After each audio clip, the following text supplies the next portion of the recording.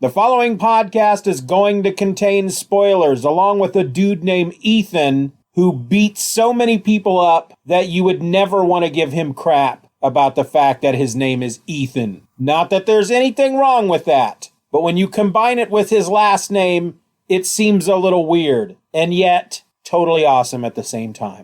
Proceed at your own risk.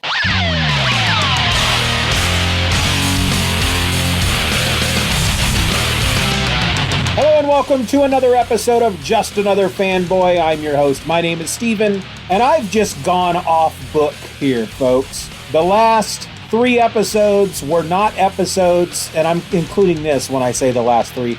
They're not episodes I meant to record.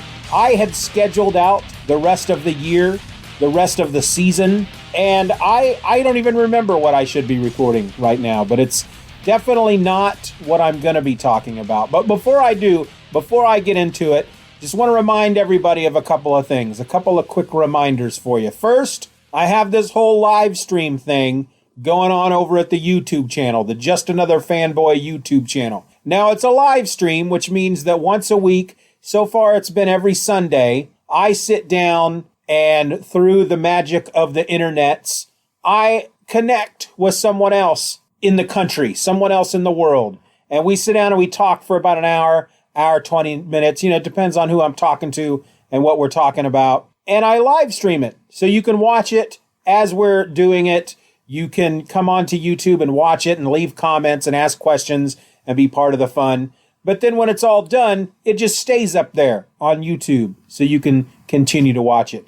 Just wasn't sure if you're aware what a live stream is, because frankly, I'm a bit old. I'm in the elderly area of my life, and I'm not quite 100% on what a live stream is either. And yet I'm doing it every week. I've had folks on such as Harold C. Jennett III, Frank A. Rincon from Half Hour Wasted, and writer Sean Pryor. I've got a whole lot other folks. I have a whole bunch of other folks all lined up and ready to go. Looking forward to talking to them.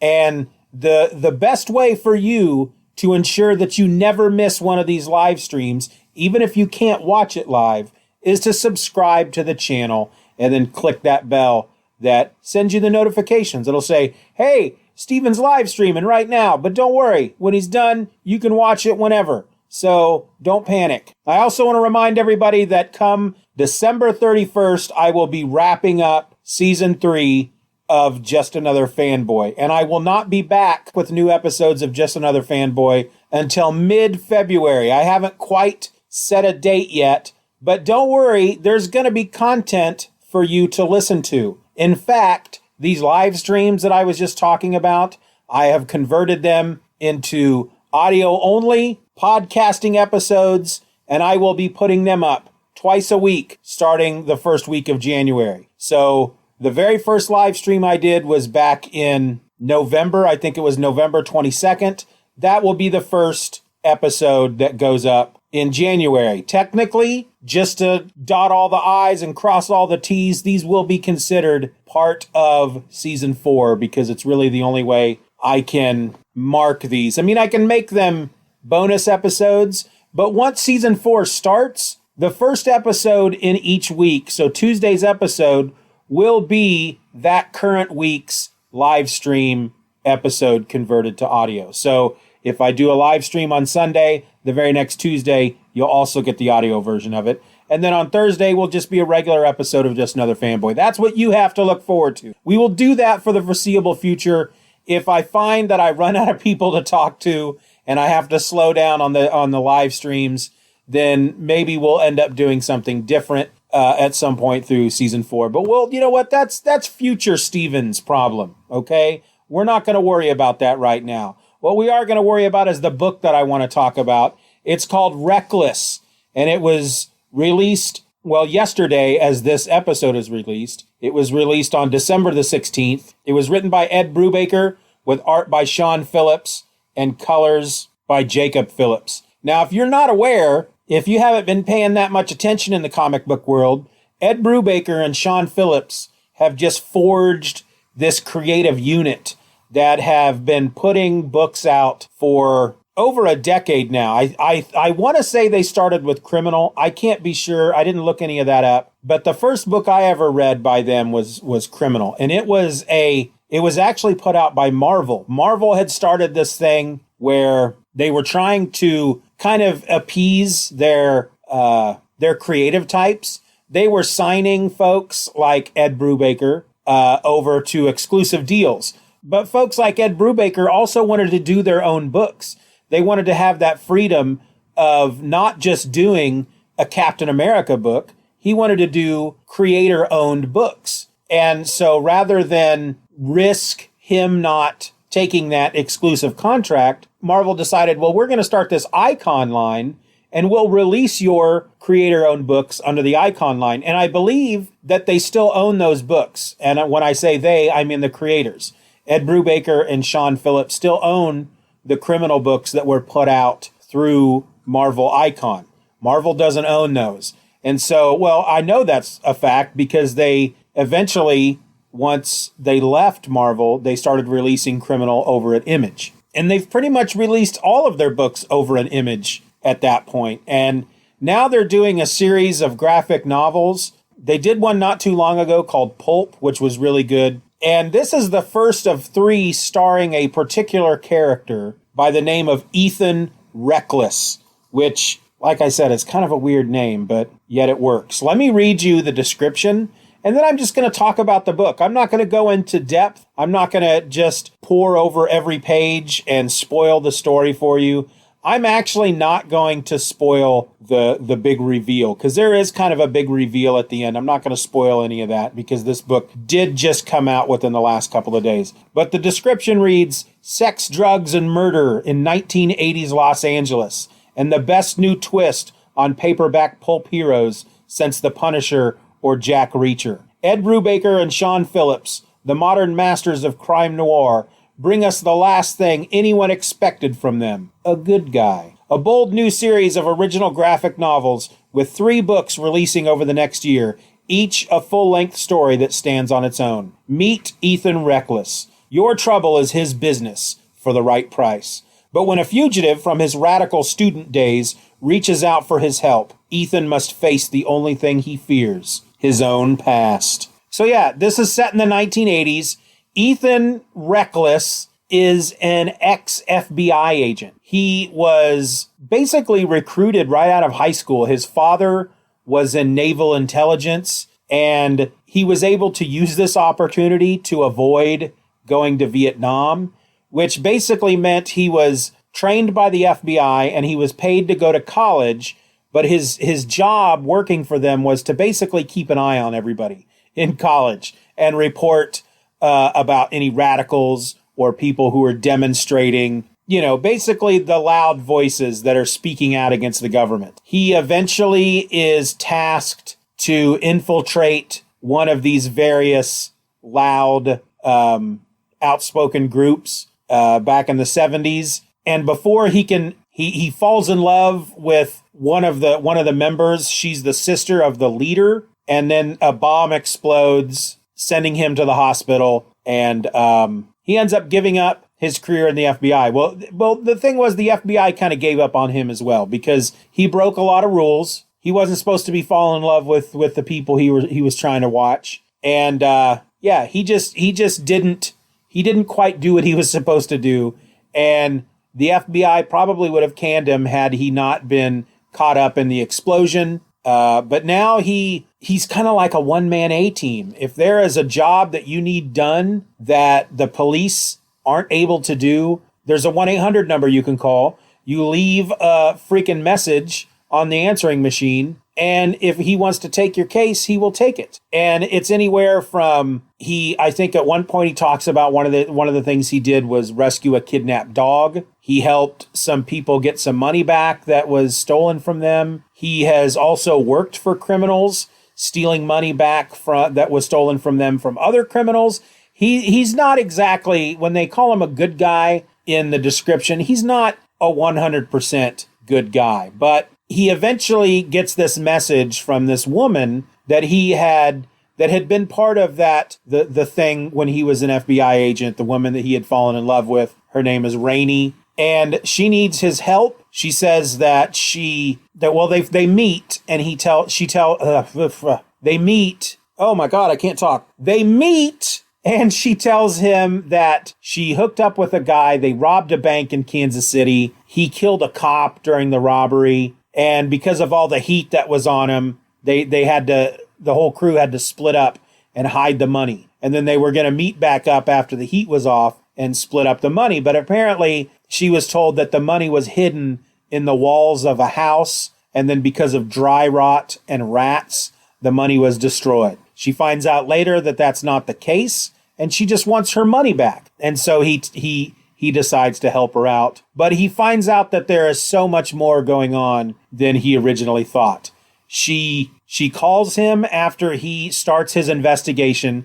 Day one, he's only about 15. Well, he had gone to meet this guy who she told him might be able to help find out where the other dude, Wilder is the guy that he's trying to find, the final dude, the dude that owes her money. And she basically directs him to some other guy that might be able to help him find Wilder. He goes to talk to this guy.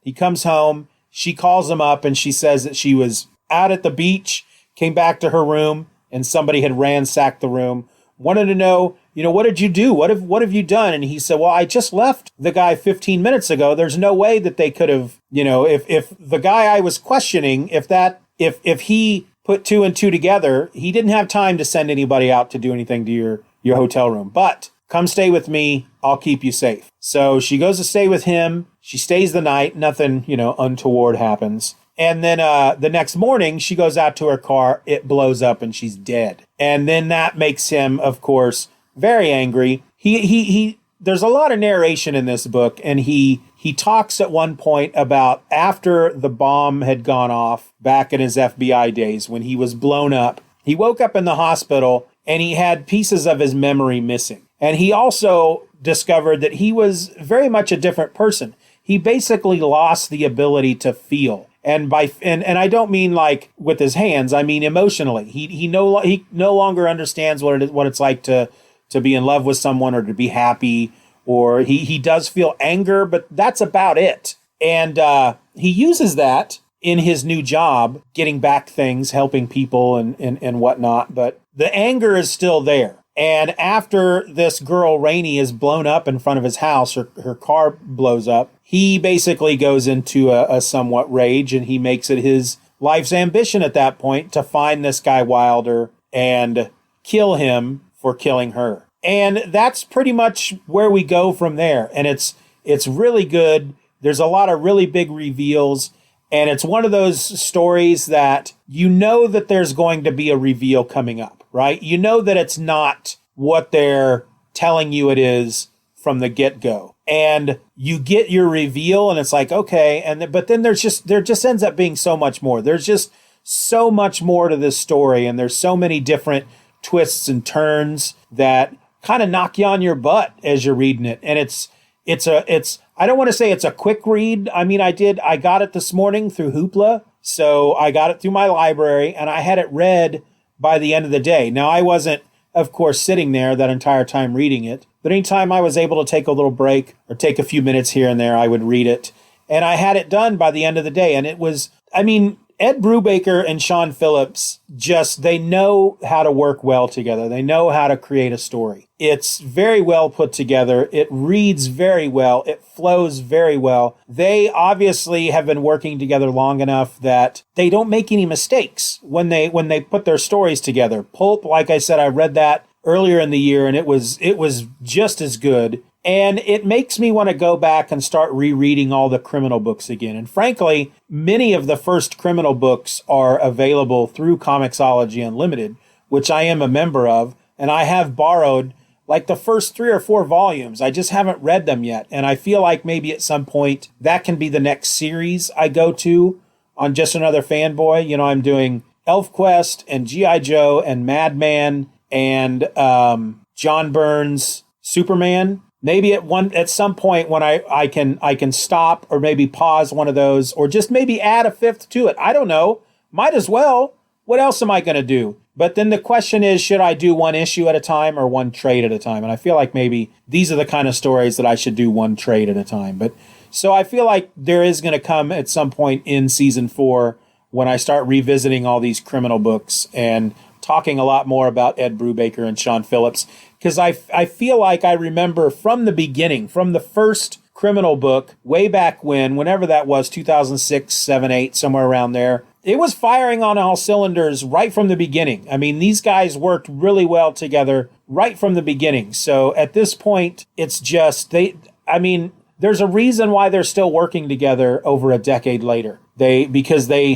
Trying to think of how to say it. They're just one of those creative partnerships that work. And obviously they get along because they're still doing it. And obviously they enjoy what each of them brings to the table, because you'd assume that at some point, even a creative partnership, at some point one of them's going to go, you know what, I'm really kind of sick of doing crime noir, so I'm going to go do something else. And maybe they have. They've obviously probably each other have branched off on their own things.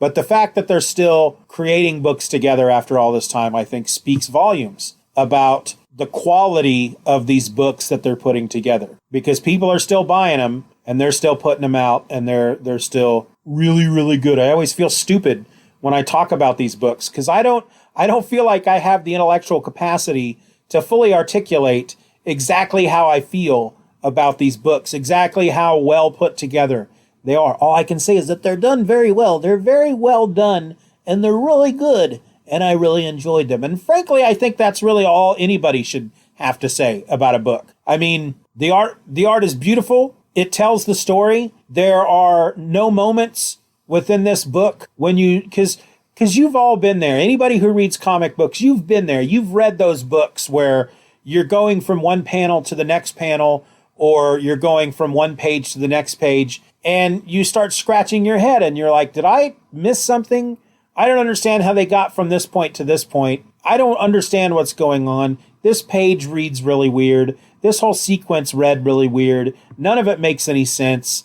And I don't understand what the artist and writer are trying to convey here. You've all been there. Well, you don't get any of that in this book. It's all very clear. And I feel it's important to point that out, because if the book is crafted the way it's supposed to be, you don't even pay attention to any of that crap. You just finish the book and you go, wow, that was really good. You don't think about the fact that they had to build these scenes sequentially with the art and the writing and the words, and have it make sense. Have your eye follow the page from panel to panel and have it all flow. And it should be effortless in your head as you're reading it. You shouldn't have to work at it. You shouldn't have to go, okay, which panel am I going to go to next? And so when you get done with the book, that should never have entered your head, because once it does, once you realize that I don't understand which panel I'm supposed to go to next or whatever, then it takes you out of the story. And so when I say that the book is crafted really well and it reads really well and it flows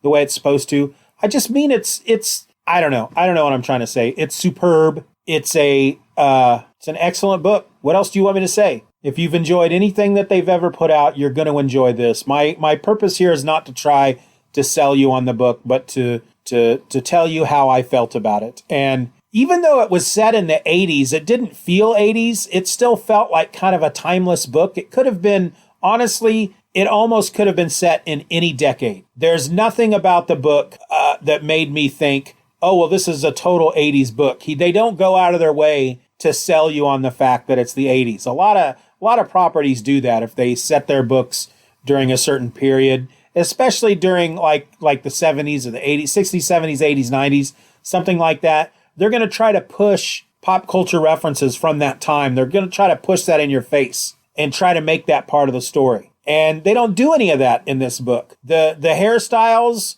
are a bit 80s. The clothes are a bit 80s. The cars are a bit 80s. But otherwise, they're not forcing you to read lyrics from an 80s band, or they're just not throwing all these 80s references at you all the time just to make sure you understand that this is the 80s, because it doesn't matter. It honestly doesn't matter what decade it's in. The only time it really matters is because a lot of what is happening in the book has a bit to do with the time that it's set in, because of course, when he was in the FBI, that was during the 70s, and there were a lot of these radical groups that were very outspoken against the government and the war in Vietnam and they were blowing stuff up. And then, of course, there's discussion in the book, or there's parts of the story in the book that probably couldn't have happened if it wasn't for Vietnam, I guess. I mean, you probably could have used any war from any era. Probably. I don't know. I mean, it is a story that is definitely a product of the time that it's set in, but it doesn't go out of its way. Like I said, there's a lot of stuff. Like, heck, if you watch the Goldbergs, good Lord, the Goldbergs was really fun at first. The first couple of seasons, it was really fun. But now it just all seems like, what 80s pop culture reference can we create an episode around this week? You know, it gets old. They don't do any of that. They don't do like The Wedding Singer, which is all about pushing that 80s pop culture references into your face. So it's set in the 80s, but they don't make a big deal out of it. It just feels natural. You know what I'm saying? It doesn't feel forced. The time frame doesn't feel forced. Yeah, it's very much a book I would recommend. Children should not read it. I will say that right now.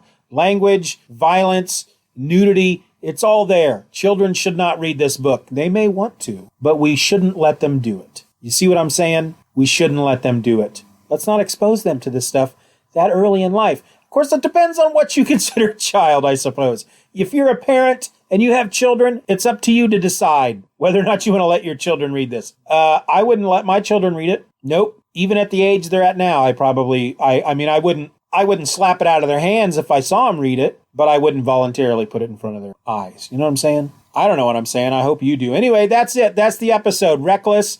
There's the second volume, or the second story, comes out in April. They are standalone stories, so to me it feels a lot like they make reference in the description to Jack Reacher, and Jack Reacher is from that, I don't want to say era, but if you've ever read a Jack Reacher book, there are a crap ton of Jack Reacher books, and it's just a series of books about this one character, and you could read pretty much any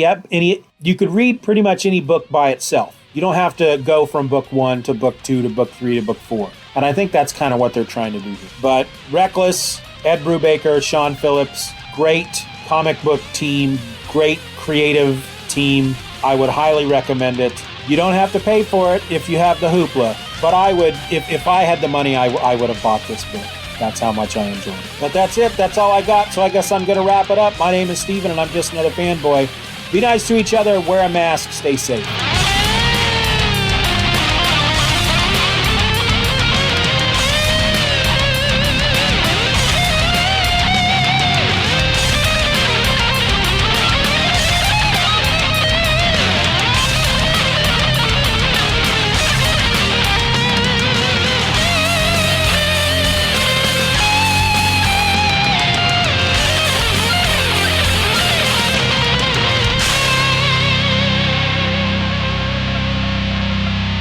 Bye-bye, Daddy.